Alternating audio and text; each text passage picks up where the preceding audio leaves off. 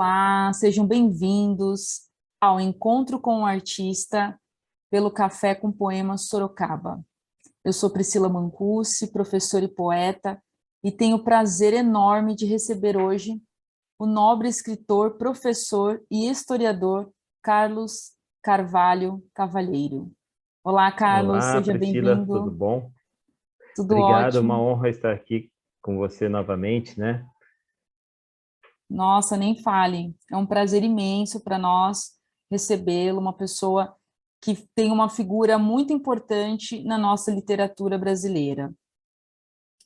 Carlos, fala um pouquinho de você, do seu trabalho, do que você tem feito enquanto historiador, professor e escritor. Eu sou professor de História da Rede Pública Municipal de Porto Feliz, né?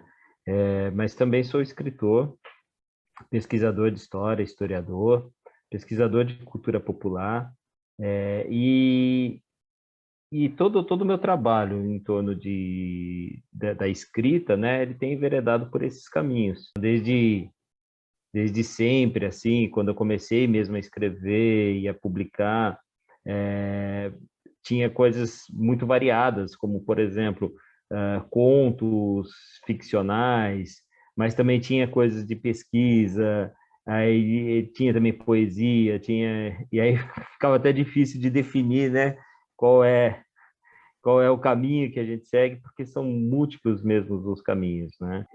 Eu acho que assim, o meu espírito nasceu dessa forma, com acreditando que um caminho só é insuficiente, né?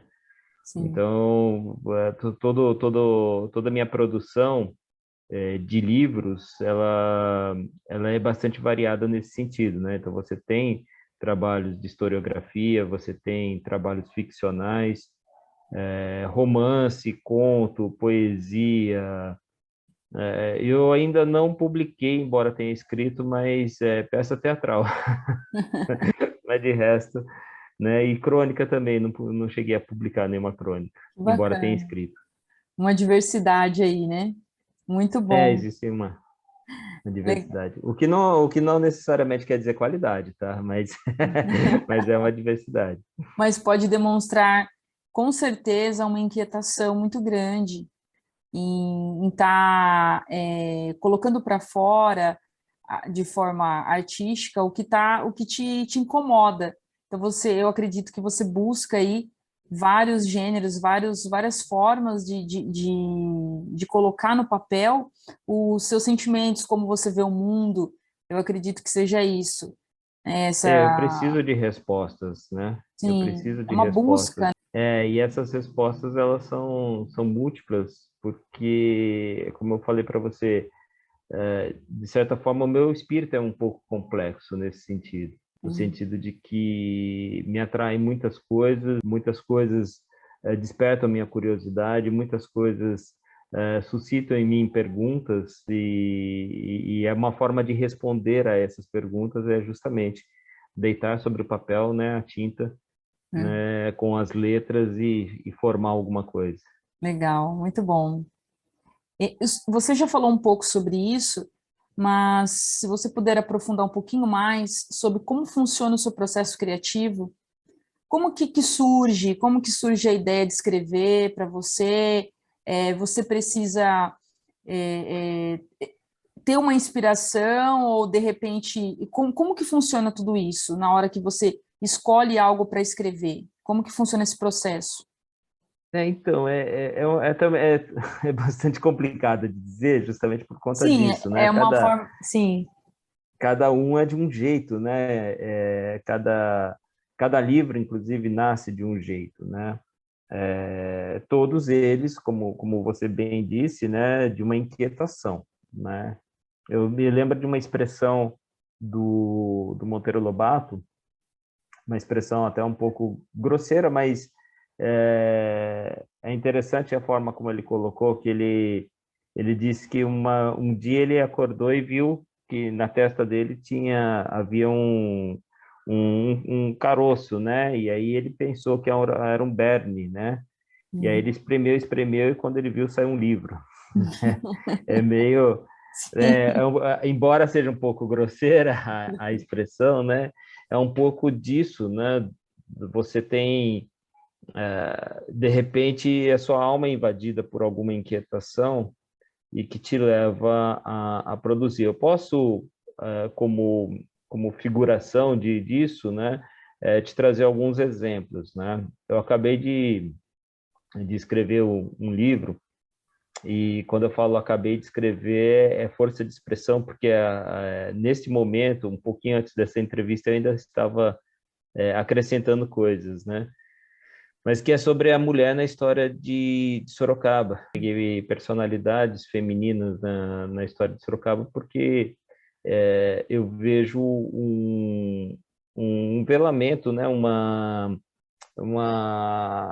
Um apagamento, né, da participação das mulheres na história, e é interessante porque aí, de repente, você começa a escrever e pesquisar, porque isso demanda pesquisa, e a cada hora começa a surgir mais mulheres, sabe? E vem mais mulheres, e eu coloquei, né, como limite, que seriam só as mulheres que já teriam terminado a sua história aqui neste planeta Terra, né? Sim. Então, eu até brinco com a minha esposa, eu falo assim, ó, já tem mais uma alma aqui que já você esqueceu de mim. Que aparece, brota do nada, eu não sei, é sério. Difícil.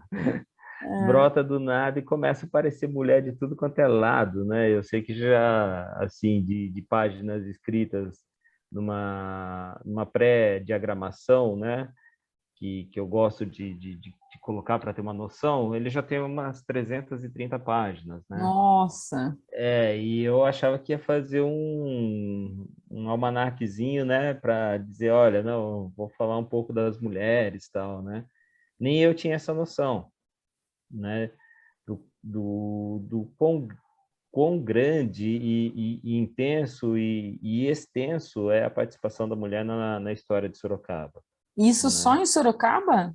Só em Ou na Sorocaba, região? não, só Sorocaba, Só só a cidade Sorocaba. de Sorocaba, né, Então, esse é assim, o trabalho que você está debruçado hoje. não, hoje eu estou debruçado em 3 trabalhos, na verdade, né? Entendi. Esse é um deles, né? Agora, você tem, por exemplo, o ano passado, eu tinha um romance, né, que eu publiquei, é O Legado de Pandora, e que era assim, era uma pesquisa que eu já tinha desenvolvido, mas que eu ainda não tinha encontrado um caminho para colocá-la no papel. Sobre o movimento antifascista aqui em Sorocaba na década de 30. Entendi. E assistindo a um documentário sobre o Jorge Amado, e aí me veio a ideia, né? Por que não colocar num romance mesmo, né? Por que não criar um romance e colocar como pano de fundo esses acontecimentos, Sim. né? Da luta antifascista, né?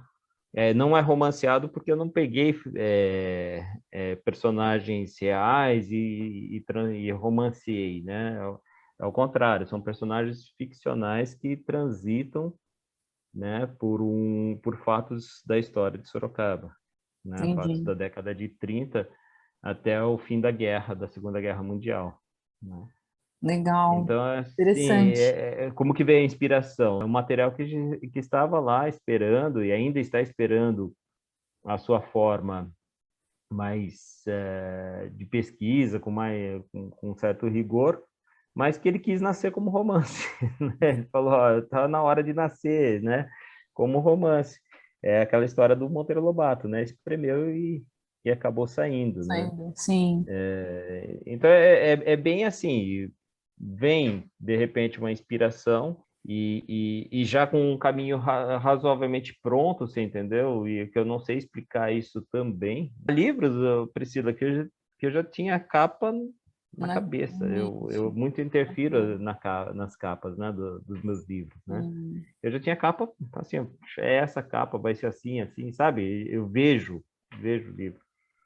Então, é muito assim, às vezes tem o Cenas da Escravidão, foi uma ata da Câmara Municipal que eu li, que eu fiquei arrasado com aquilo, né, de saber que existia escravizados aqui em Sorocaba que estavam se contaminando com a lepra para fugir do cativeiro, né? E Nossa. aquilo me chocou de forma tão intensa que eu falei, nossa, eu preciso pesquisar mais a fundo isso. Aí eu fiquei, acho que uns 2 anos, mais ou menos, lendo jornal a jornal lá do gabinete de leitura, né? Os jornais do século XIX, e depois indo buscar documentos lá nas antigas atas da Câmara Municipal, e pegando documentos de tudo quanto é lugar para entender mais ou menos a escravidão, né, aqui em Sorocaba, como que ela foi de fato, né. Então é assim, cada livro é um jeito, não existe Sim, uma inspiração, assim, um processo único. Para mim não existe um processo único. Basta verificar que dos 2 romances que eu publiquei, um deles demorou quase 3 anos para escrever, o primeiro. É muito de necessidade também, sabe? entendi. Então, esse tempo atribui a isso que você falou, às vezes um pouco mais de tempo para se envolver, o seu tempo, né, para você se envolver na história e escrever do começo ao fim. Também porque tem trabalhos que necessitam de mais pesquisa do que outros, não está só ligado à sua imaginação, à sua criatividade, mas sim a pesquisas, então a gente sabe que demora um pouco mais. Ao que você atribui assim essa diferença de tempo entre um livro e outro para ficar Eu pronto? acho que é um pouco isso que você falou, sim, né? Embora, por exemplo, esse romance que eu falei, eu escrevi em pouco tempo, mas eu tinha um acúmulo de pesquisa dele, né? Que tem que levar em consideração, né? Tem que ser levado em consideração para poder ter uma matéria-prima para escrever. Mas, por outro lado, foi um processo muito rápido de escrita, entendeu? Porque eu costumo separar a pré-produção, vamos dizer assim, que é quando você faz a pesquisa, você levanta informações e dados, etc. E depois a produção escrita. De fato, você vai lá e faz a produção, senta para escrever. É um pouco também, talvez, oportunidade de tempo também, né? Sim, A gente tem que lembrar que o ano passado ainda estávamos em pandemia, então havia uns espaços maiores de tempo em que eu poderia aproveitar para escrever, né? Acho que tudo isso tem que ser levado em consideração, né? É óbvio que quando a gente pega alguma coisa do zero, se das mulheres relativamente era do zero, né? Eu tinha noção de algumas mulheres, né, de Sorocaba, a coisa começa a ter uma necessidade de uma pesquisa e aí de tempo. Por outro lado, Priscila, eu vou dizer para você, não demorou um ano para escrever, né? Entre pesquisa e mais a escrita.